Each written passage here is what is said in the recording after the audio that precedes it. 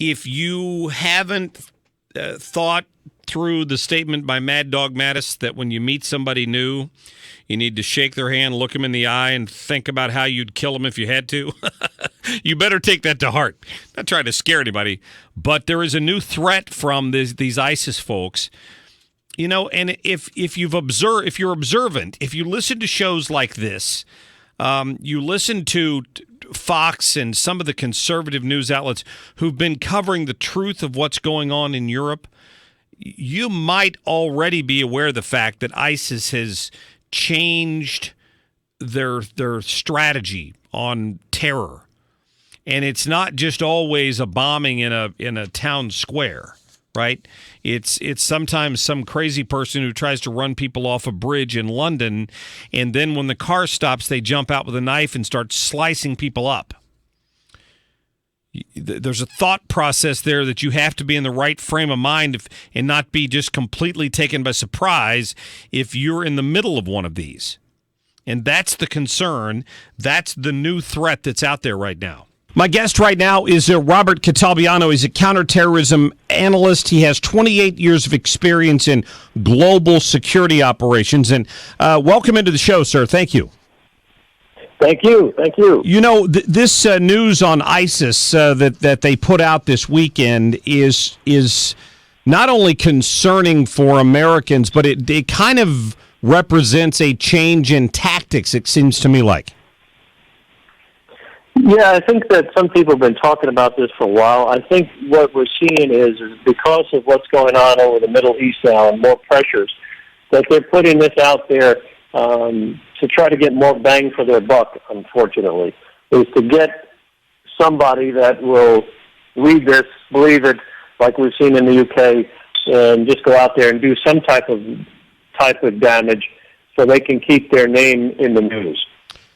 Can you sort of explain to my listeners the significance of how they worded this warning, I guess it was? Well, they call it, they use the word crusade. So, it goes back to the old days also with the Crusades and the Crusaders of what the persecution of Muslims were. But we've got to remember, they're trying to brainwash people in the Muslim faith to believing that they're being persecuted. And remember one thing, when they use the word persecution, and we've seen it here in this country, when people in the Muslim faith are talking about persecution, basically what they're talking about is retribution. That they're being persecuted for in their faith and their belief, that they can go out and defend themselves or go out and commit jihad. Right.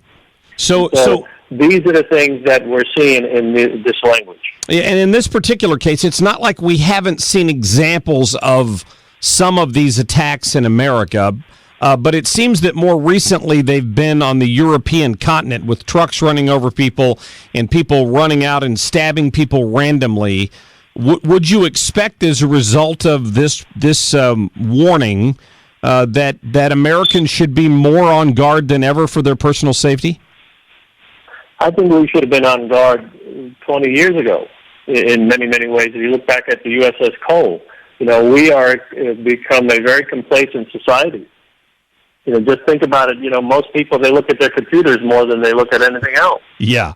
And so that is what happens when we live in a technologically advanced society where we're not using our God gifts, which is our own mind and our instincts, and where we become unaware of our surroundings. Well, it's a great point. And for example, the attack at the concert that happened in Manchester, people have an expectation that, well, there's security on hand, so we don't have to worry about those things. If anything, this drives home the fact that we have to take more and more personal responsibility for our safety. Absolutely, I agree 100%. And what you're doing, and what people out in the media, out in radio are doing, reaching out to people and say, hey, let's wake up now.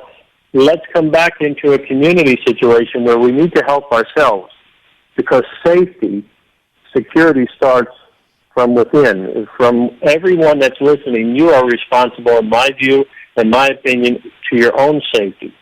Government, we cannot be there all the time. You mentioned, you mentioned the fact that they're feeling more pressure maybe overseas. So does that mean because of some of the successes we've had recently against ISIS and some of these groups overseas, maybe that mother of all bombs that was dropped recently, that's kind of why they put this call out? Well, I think that's a little part of it. You got to think about it. They're sitting behind in these caves and these huts, these buildings, running around. Yet, because of the internet and technology, they can put this stuff out there, just like Al Qaeda did, hiding in these caves. And so, again, they're hoping for that somebody will believe this, which there are many people there. Estimates in the UK alone are over 20,000 potential jihadists that live in Great Britain. 20,000. So if you take from that 20,000, just start separating a lot, bring it down to, let's say, a couple of hundred. For a country that size, that's too many. Yeah. So Great Britain has that many. Imagine what the potential that we could potentially have in this country. Yeah, it's a great point. Mr. Caltablano, listen, I appreciate your input on this, sir. Have a great day. You too. If you listen closely there, that should frighten you.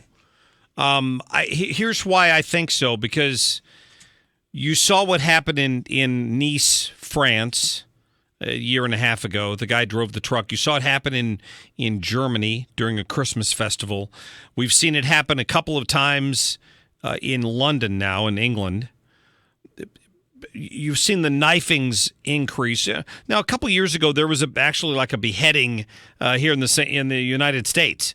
But those things have been more infrequent here. But what's happened here is that ISIS has effectively put out a call to its people to spread this terror across the country against what they call the Crusaders, to slaughter civilians at any time. And it's a caliphate. And what they're hoping is to be blessed with daily attacks.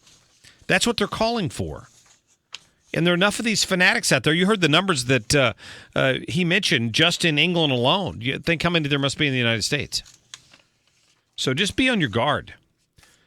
Go to the range. Go to the shooting facility of your choice and prepare yourself, just in case. You don't want to be one of the lambs left to slaughter if something like this is going on. And my sneaking suspicion is that's one reason it doesn't go on more often in the United States, because they know that behind every blade of grass. 314-969-9797,